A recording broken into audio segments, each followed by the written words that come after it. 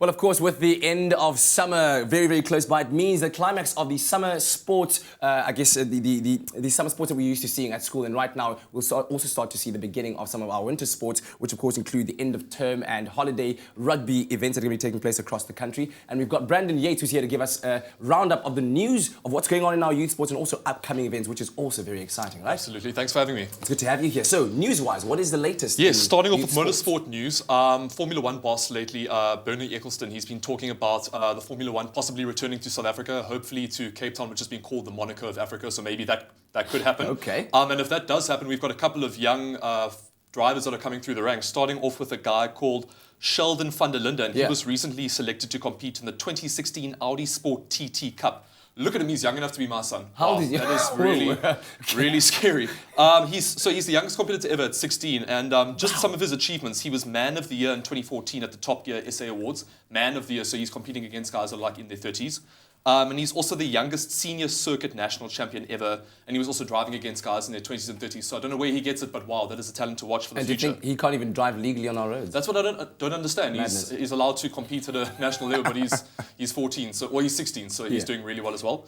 And then some cricket news that's been happening. So around the country this year, we've been having provincial T20 competitions happening in each province, and then the school that wins that provincial tournament goes through to the national tournament, and those teams have been selected and they've won their provincial tournaments.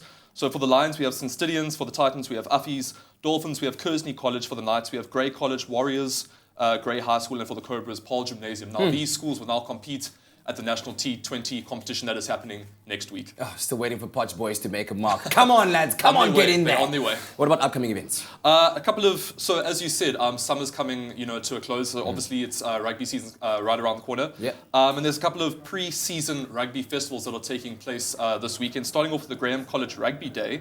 The best rugby schools from the Eastern Cape will be taking part, like St. Andrews, Selborne College. There's Bishops there. They did really well at last year's competition, as you can see. They're playing some great running rugby.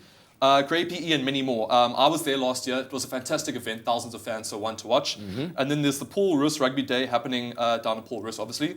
And then if you're interested in some athletics, the Rio 2016 is right around the corner. Of course, yes. So Western Cape high schools are having their athletics championships at Greenpoint Stadium. So maybe a couple of youngsters will be hoping to jump on the plane later this month. Absolutely. And who are some of the names that we can watch out for there on the track? Just one guy to look out for, Johan Strauss from Rondebosch. He broke an under 15 shot put and discus record at the Western Province meet this year. So he's definitely someone to look out for. Plenty of talented athletes all across South Africa taking part in numerous competitions. Fantastic stuff. Well, we look forward to getting all of those results come Monday morning. Thank you very much to our sports reporter, Brandon Yates. Thanks for having me. All right, now let's find out what else you can expect on your Feel Good Breakfast show with the ladies. 0 to girls.